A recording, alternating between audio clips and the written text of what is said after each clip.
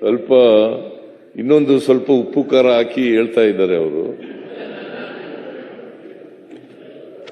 ಏನೇ ಆಗಲಿ ಮಾನ್ಯ ಅಧ್ಯಕ್ಷರೇ, ನಾನು ಇಬ್ರಾಹಿಮು ಮಾದೇವಪ್ಪ ನಾವೆಲ್ಲ ಹೋಗಿದ್ದೆವು ಮುಂಬೈಗೆ.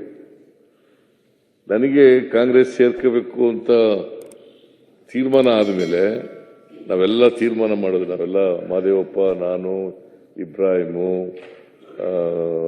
ಇವನು ಅಲ್ಲ ಇವನು ಮಾದೇವಪ್ಪ ಇಲ್ಲ, ಅಲ್ಲ ಮಾದೇವ ಪ್ರಸಾದ್ ಇಲ್ಲ, ಇವನು ಸತೀಶ್ ಜಾರಕಿಹೊಳಿ, BR ಪಾಟೀಲ್, ಆಮೇಲೆ ಕೃಷ್ಣಮೂರ್ತಿ, ಕಡೂರು ಕೃಷ್ಣಮೂರ್ತಿ, ಆಮೇಲೆ ಸೋಮಶೇಖರ್, ಮಾದೇವ್, ನಮ್ಮ ಮಂಚನಹಳ್ಳಿ ಮಾದೇವ್, ಇವರೆಲ್ಲ ಒಂದು ಗುಂಪಾಗಿ AK ಸುಬ್ಬಯ್ಯನವರು ನಾವೆಲ್ಲ ಕಾಂಗ್ರೆಸ್ ಸೇರ್ಬೇಕು ಅಂತ ತೀರ್ಮಾನ ಆಯ್ತು.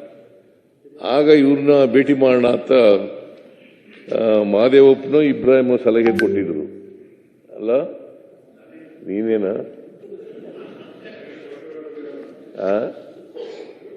ವೆಂಕಟೇಶ್ನು ಇದ್ದ ನಮ್ಮ ಜೊತೆಗೆ.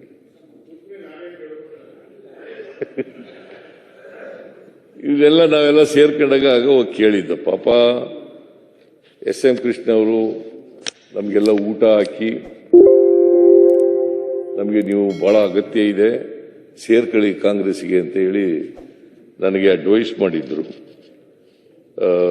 ಮೋಸ್ಟ್ ಲೈಕ್ಲಿ 95 ಇಸ್ವಿ ಅಲ್ಲ 2005ನೇ ಇಸ್ವಿ 2005ನೇ ಇಸ್ವಿನಲ್ಲಿ 2004ರಲ್ಲಿ ಅವರು ಗವರ್ನರ್ ಆದದ್ದು.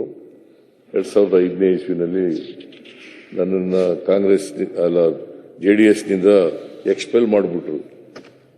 ಸುರೇಶ್ ಬಾಬು ಎಕ್ಸ್ಪೆಲ್ ಮಾಡಿಬಿಟ್ರು ಅದನ್ನು.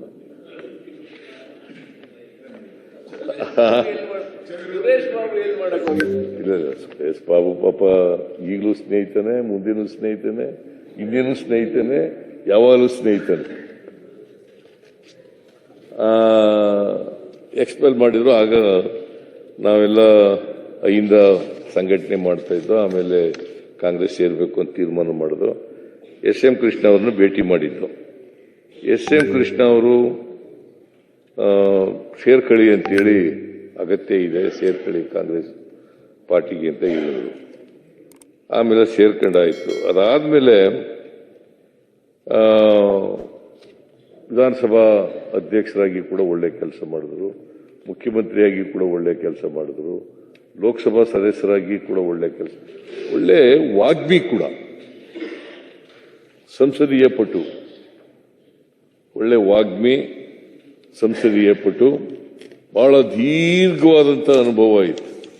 ಮತ್ತೆ ಯಾರ ಮೇಲೂ ದ್ವೇಷದ ರಾಜಕಾರಣ ಮಾಡ್ತಾ ಇರಲಿಲ್ಲ, ಸೇಡನ್ ರಾಜಕಾರಣ ಮಾಡ್ತಾ ಇರಲಿಲ್ಲ. ಎಲ್ಲರನ್ನೂ ಪ್ರೀತಿಸ್ತಿದ್ರು, ಎಲ್ಲರನ್ನೂ ಗೌರವಿಸ್ತಿದ್ರು ಅಂತಕ್ಕಂಥದ್ದು. ನಾವು ರಾಜಕಾರಣದಲ್ಲಿ ಬಹಳ ಅಪರೂಪದ ವ್ಯಕ್ತಿ ಅವರು.